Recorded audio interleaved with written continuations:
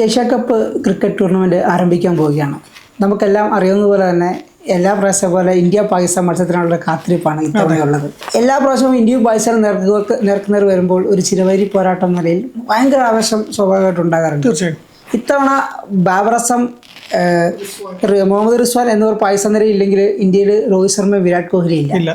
അത് അങ്ങനെ വരുമ്പോൾ ഇന്ത്യ പാകിസ്ഥാൻ മത്സരത്തിന്റെ ആവേശത്തെ ഇപ്പൊ പുതിയ ടീമായിട്ട് തലമുറ മാറ്റമാണ്. അപ്പൊ അത് ആവേശത്തെ കുറയ്ക്കാൻ സാധ്യതയുണ്ടോ? ഇല്ല. ഇപ്പം വിഷ്ണു പറഞ്ഞു തുടങ്ങിയാൽ തന്നെ ഇന്ത്യ പാക് ക്രിക്കറ്റ് പറയുമ്പോൾ തന്നെ അത് വേറൊരു തലത്തിലേക്കാണ് പോകുന്നത്. ഇപ്പൊ ആഷിസിനെ കമ്പയർ ചെയ്യേണ്ട ആവശ്യമൊന്നുമില്ല. അതിനേക്കാൾ ഒരു വികാരം ഉണർത്തുന്ന ഒരു ഇതാണ് മത്സരം. നമുക്കറിയാം അത് പല ഇതിപ്പോ നമ്മളിപ്പോൾ കൂടുതലായിട്ട് ഇപ്പോൾ ലോകകപ്പ് വേദികളിൽ മാത്രമേ കളിക്കുന്നുള്ളൂ. എങ്കിൽ കൂടി ഓരോ മത്സരവും ഓരോ ബോളും ആവേശം നിറഞ്ഞിട്ടാണ്. അത് പണ്ട് കാലത്ത് നമ്മൾ പിന്നെ അക്തറിനെയും സച്ചിനെയും കണ്ട പോലെ തന്നെയാണ് ഇപ്പം വിരാട് കോഹ്ലിയും ബാബർ അസമും വരുമ്പം താരങ്ങൾ തമ്മിൽ നല്ല ബന്ധമുണ്ടെങ്കിലും കളത്തിന് പുറത്തൊരു മറ്റൊരു തലത്തിലാണ് ഇതിനെ കൈകാര്യം വൈകാരികമായിട്ട് തന്നെയാണ് വരുന്നത്. അതിപ്പം ബാബറും പിന്നെ റിസ്വാനും ഇല്ലായിരുന്നു. അവിടെ പാക് ക്രിക്കറ്റിൽ വലിയൊരു തലമുറ മാറ്റം വരുന്നത്. കാരണം രണ്ട് സൂപ്പർ താരങ്ങൾ തന്നെ പറയാം, അങ്ങനെ വിശേഷിപ്പിക്കാവുന്നതാണ് ബാബറിനെയൊക്കെ. അവരെ മാറ്റി നിർത്തിയിട്ടാണ് ഒരു ടീമിനെ. അത് ഉചിതമായ തീരുമാനം T20 ഫോർമാറ്റിൽ നിന്ന് പറയാൻ വേണ്ടി പറ്റും. അതെ, തീർച്ചയായിട്ടും ഇന്ത്യൻ ടീമിലേക്ക് വരുമ്പോൾ വിരാടും പിന്നെ രോഹിത്തും ലോകകപ്പ് നേടി വിരമിച്ചു കഴിഞ്ഞു. ജഡേജയും വിരമിച്ചു കഴിഞ്ഞു. നമുക്ക് പുതിയൊരു ടീമായിട്ട് വരുന്നത്. പക്ഷേ പുതിയ ടീം പറയുമ്പോൾ യങ് ഇന്ത്യ നമ്മളിപ്പം ഇംഗ്ലണ്ട് പോയി കണ്ട ഒരു ടീമിന്റെ വേറൊരു പതിപ്പാണ്. നമുക്ക് തലമുറ മാറ്റമൊന്നും ബാധിച്ചിട്ടില്ല. ആ ഒരു ഊർജ്ജം പിന്നെ ഒരു ആവേശം ഒന്നും കൂടി വരുന്ന ടീമാണ്.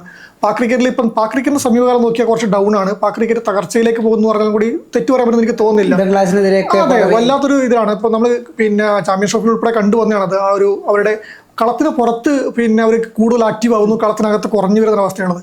അപ്പം ആ ഒരു ഇത് വരുമ്പോൾ എന്തു വന്നാലും ഇനിയിപ്പോൾ നമ്മൾ പറഞ്ഞാൽ തന്നെ ഈ താരങ്ങളൊന്നും നമുക്ക് ഗില്ലോ അല്ലെങ്കിൽ സൂര്യകുമാറോ സഞ്ജുവോ കളിക്കുന്നതിലും കൂടി ഇന്ത്യ പാക് ടീമിന് ക്രിക്കറ്റ് എന്ന് പറയുമ്പം അതിന് വേറെ തലത്തിലുണ്ട്. അതിന് ആവേശം ഒട്ടും ചോരില്ല. ഓരോ ബോളും ആദ്യ ബോൾ തൊട്ട് ഇന്നിങ്സിന്റെ അവസാനം എന്ത് വരെ ആവേശം എന്തായാലും ഉണ്ടാവും.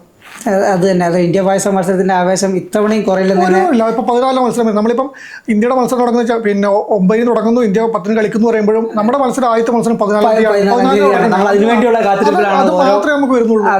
അങ്ങനെ തന്നെയാണ്. ഇപ്പം അതിനിടയ്ക്ക് വേറൊരു വലിയ കാര്യം വരുന്നത്, ഇപ്പം ഇന്ത്യ പാകിസ്ഥാൻ സമീപകാലത്തുണ്ടായ പ്രശ്നങ്ങളൊക്കെ നമുക്ക് എല്ലാവർക്കും അറിയാം. അതിന്റെ ഭാഗമായിട്ടൊരു ബോയ്ക്കോട്ട് ടൂർണമെന്റിന് അല്ലെങ്കിൽ ഇന്ത്യ മത്സരം പാകിസ്ഥാനെതിരെ മത്സരം ഉപേക്ഷിക്കണം, ലെജൻസ് ലീഗിൽ സീനിയർ താരങ്ങൾ ഉപേക്ഷിച്ചതുപോലെ ഏഷ്യ കപ്പിൽ എന്ത് ചെയ്യണം, ഇന്ത്യ പാകിസ്ഥാനെതിരെ മത്സരിക്കരുത് എന്ന് പറഞ്ഞ് ഭയങ്കര ഒരു ഹേറ്റ് ക്യാമ്പയിൻ നടക്കുന്നുണ്ട്. ഇപ്പം വീരേന്ദ്രൻ സെവാഗ്, ഇപ്പൊ സോണി ലൈവിന്റെ ഒരു ഇതുണ്ടായിരുന്നു, പ്രൊമോ ഉണ്ടായിരുന്നു. അതിൽ വീരേന്ദ്ര സെവാഗ് അതിന്റെ മത്സരത്തിന്റെ ആവേശം ഉയർത്തിക്കൊണ്ടൊരു പ്രൊമോ വീഡിയോ അവതരിപ്പിച്ചിട്ടുണ്ട്.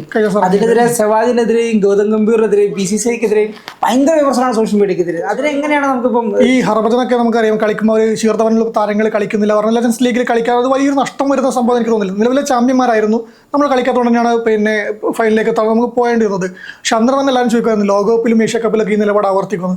അപ്പോൾ ഈ പറഞ്ഞ കളത്തിന് പുറത്ത് ആവേശ കമ്മിറ്റിക്കാരാണ് ഇത് പറയുന്നത് ബഹിഷ്കരണം.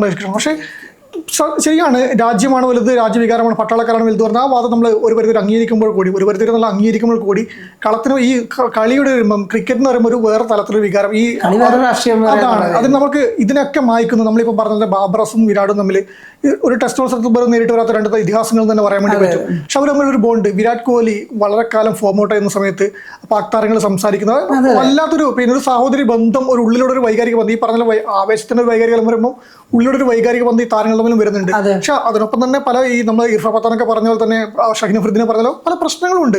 ഈ താരങ്ങൾ അങ്ങനെ കാണുന്നു, രണ്ട് തലത്തിൽ കാണുന്നവരുണ്ട്.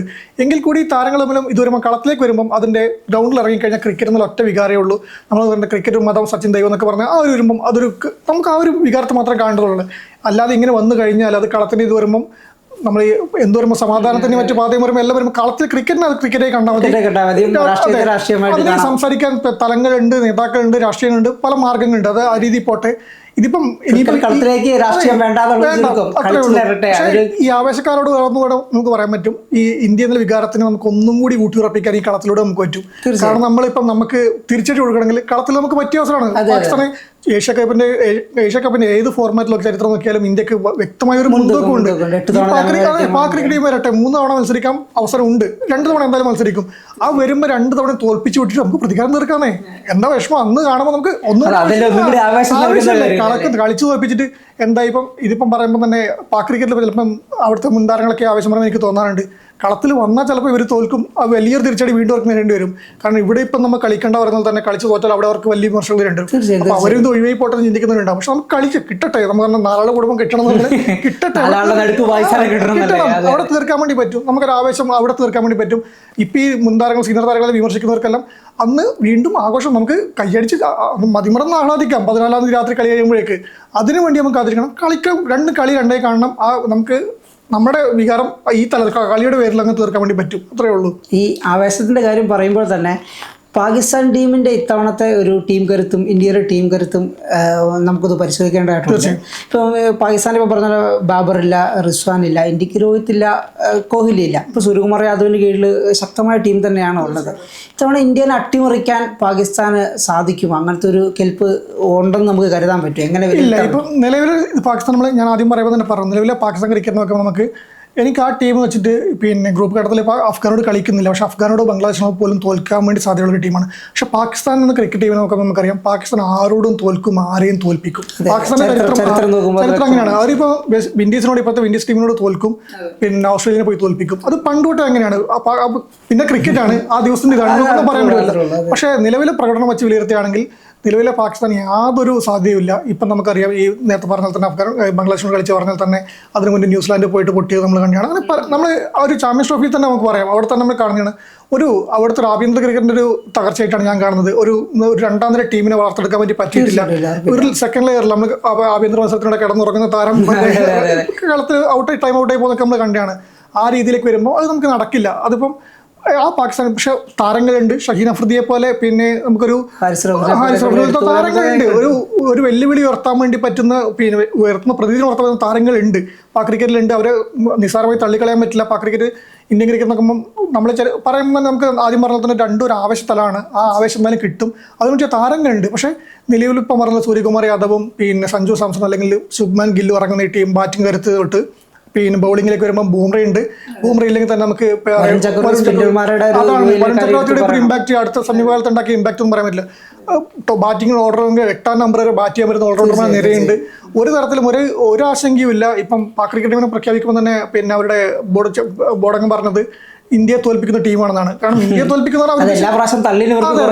അവർ ഉദ്ദേശിക്കുന്ന തലത്തിന് വേറെ ഇതുണ്ട്. അവർ ഇന്ത്യയെ തോൽപ്പിക്കുന്നു പറയുന്നത് ഏഷ്യ കപ്പ് നേടുന്നതാണ്. കാരണം ഏഷ്യ കപ്പിന്റെ ഫേവറേറ്റുകൾ ഇപ്പോൾ ഇന്ത്യ ആണെന്ന് സംശയമില്ല. അതിനു വേണ്ടിയിട്ടാണ് ഇവർ പറയുന്നത്. അത് നടക്കില്ല നമുക്കറിയാം, അവർക്കും അറിയാം. പക്ഷേ ഈ പറഞ്ഞ പോലെ നമ്മളിവിടെ കളിക്കേണ്ടത് പറഞ്ഞ വികാരം പറയുന്ന പോലത്തെ കുറേ പിന്നെ ആൾക്കാരുണ്ടല്ലോ, അവരെ അവിടുത്തെ വികാരം ഉണർത്താൻ വേണ്ടി ഇന്ത്യ തോൽപ്പിക്കും എന്ന് പറഞ്ഞു വരുന്നേ ഉള്ളൂ. പക്ഷേ ഇപ്പോൾ വിഷ്ണു പറഞ്ഞാൽ എനിക്ക് തോന്നുന്നില്ല ഇത് എന്തായാലും നിലവിൽ ഇന്ത്യൻ ടീമിന് വെല്ലുവിളി ഉയർത്താൻ പറ്റുന്ന ഒരു ടീമായിട്ട് പാകിസ്ഥാൻ നമുക്ക് കാണാൻ വേണ്ടി പറ്റില്ല. പക്ഷേ ഒറ്റപ്പെട്ട താരങ്ങളുണ്ട്, 2-3 താരങ്ങളുണ്ട്, ബൗളിങ്ങിലും ബാറ്റിങ്ങിലും ഒക്കെ ഈ താരങ്ങളുണ്ട്. അതെ, ഇപ്പം ഏതായാലും പറഞ്ഞ പോലെ തന്നെ രാഷ്ട്രീയത്തെ നമുക്ക് രാഷ്ട്രീയമായിട്ട് കാണാം, കളിയിലെ കളിയായിട്ട് തന്നെ കാണാം. അപ്പോൾ രണ്ട് ടീം ഏറ്റുമുട്ടട്ടെ, അന്നത്തെ ദിവസം ഏറ്റവും മികച്ച പ്രകടനം നടത്തുന്ന ടീം ജയിക്കട്ടെ, ക്രിക്കറ്റിന് അന്തിമ വിജയം ഉണ്ടാകട്ടെ. തീർച്ചയായും. സമയം മലയാളം വാർത്തകൾ ഇനി ടൈംസ് ഓഫ് ഇന്ത്യ സൂപ്പർ ആപ്പിലും. ഇതിനായി പ്ലേ സ്റ്റോറിൽ നിന്നോ ആപ്പ് സ്റ്റോറിൽ നിന്നോ times of India app install ചെയ്യൂ. മലയാളം ഭാഷ തിരഞ്ഞെടുക്കൂ. വാർത്തകൾ ആസ്വദിക്കാം, എല്ലാം ഇനി സമയത്തിൽ.